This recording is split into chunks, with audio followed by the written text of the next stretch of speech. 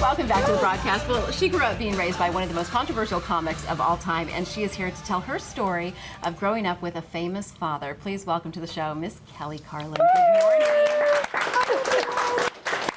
And welcome to Dallas. Thank for you. the first time. Yes, it's a gorgeous city. It's huge. It is a big city. It goes on forever. It does, all the way to Fort Worth. Yes, and just keeps going. yeah. And it seems like that even more because there's not a mountain inside Yes, anywhere. exactly. At least in LA, you kind of know where you're at. The ocean is Right. there and the mountains are there. So tell us about growing up with your dad, George, because he just is one of those people, says what he thinks. Oh, yeah. No filter. Absolutely. Right? Yeah, well, actually very crafted. I mean, it seems like no filter, but he was a very crafted on stage.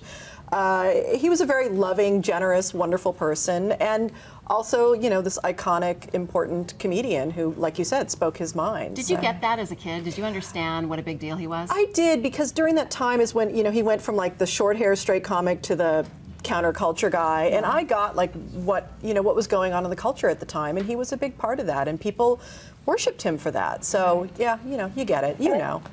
Yeah, I do You get know. it. I get it. I know some comedians. Okay, you really get it. So you can Google that if you don't get what she's Google that saying. if you don't get it. So tell me this, how have you continued that legacy? Because it sounds like you're very similar, that you use comedy to make, you know, political points of view and to make a statement and have a voice. You know, I think of myself, I call myself a thinker, communicator, and instigator. Instigator. But not like my dad. My dad, you know, he was a stand-up comedian. I'm not a stand-up.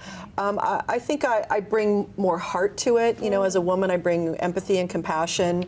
And I have my master's in psychology, so I bring that kind of understanding too.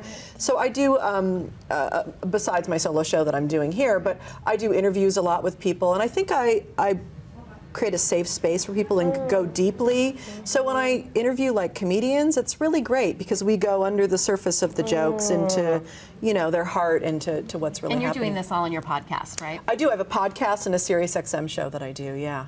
Wow. Yeah. So let me ask you this. Are comedians really crazy?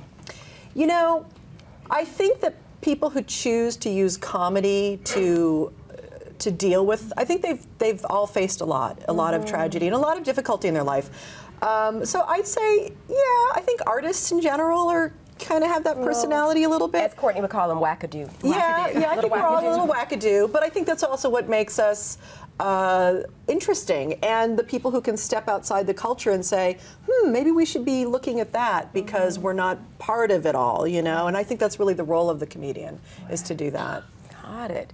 Did you have any sort of, do you have a recollection of it being a little crazy in your house growing up? Oh, honey, that's all I've got is recollections of that. That's the nicest way for me to ask. When you see my show, I mean, that's what people say, what was it like? I'm like, well, it was a roller coaster ride. I mean, like many people in America, my parents had drug and alcohol issues. We had dysfunctional family. Who is not dysfunctional? I was going to say. Hello, Yeah, at least you're honest about it, you know? And so my story in some ways, although it's very unique, is very universal in that. So during those drug and alcohol years, crazy, insane, and I tell some of those stories, one of which is my dad came into my room one morning and told me that he thought the sun had exploded and we have 7 minutes to live. Oh, snap. How did he respond to that? He wasn't just trying to get you out of bed and get you going? No, and I knew he'd been up for a few days doing some things, and so that's kind of the level at times of the insanity in my household. But at the same time, I was an only child. We were a very close family, very loving. I always knew I was loved,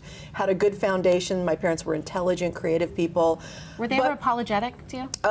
You know, my dad had a lot of guilt about those years, and what's beautiful about my show is we go full circle, and there's a really deep healing that happens between my father and I. I was going to say, talk about your show tomorrow. So what can people expect? So I play videos of my dad on stage. So you see the famous, iconic Carlin stuff, and then I tell stories about our life behind the scenes, and I have pictures, and so it starts off kind of being the George Carlin show, and then slowly we're stepping into my life and me becoming an adult and making my own choices. And it's really about finding your place, where do you belong, finding your voice. And even though he was a famous man, he too struggled with that. Yeah. We all struggle with that. I was going to say, yeah, absolutely. I think a lot of people struggle with finding their voice, which is really your purpose. Yeah, do you agree? 100%. Okay. And women especially, you know, so I feel like I'm out there speaking for women. You know, if you've grown up in the shadow of a man or a culture Girl, you or anything. are so speaking my language right now. I love that you're taking a gosh. psychology degree. Psychology is that what it was? yeah. And you're using comedy and you're using your story to really sort of like send a message. Absolutely, A deeper 100%, message. And I love 100%. that. Yes, yes. And it's really about living from, you know, the deepest part of who you are, the most authentic sense of yourself. That's this one's language right here. When I tell you, no, you really are speaking my language. I mean, it's what I'm all about, and I struggle with that, finding my voice, living in the shadows of my husband. And, I get it. Yeah, and it's really been a journey. Yes. And so I love that you are doing that. It's so much more interesting when people are authentic, though, and that's what I love the most about you, Pat. When I first met you, you noticed it right away, and I love the message of your show being the same thing. It's essential. I really believe it's what I've been put on this planet to do, is to tell people, take off the mask, let's stop pretending. We're all human here. We've all been through it, and some of us in different ways, but we're all creatures that are here trying to get by and trying to, you know, figure it out. I think she needs to come I was speak gonna at say, the you need to Treasure come to You Treasure retreat. You. I'm Yes. serious. Like, that is the whole message that we drive Sounds home great. to women. Fantastic. Let's talk about that. And then we need to go see her show. You Yes, can you see do. a Carlin Home Companion. This is what it's called. This Thursday at 7:30 at the Irving Arts Center. The show benefits the Winfrey Schools Foundation. Tickets start at $35 with VIP tickets at $60, including a meet and greet with Kelly. Yours I truly. want to come to this show. Come. Can I get tickets? Go to irvingartscenter.com for tickets.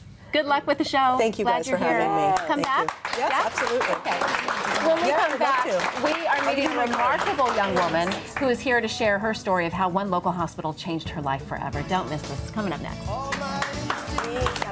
Yeah.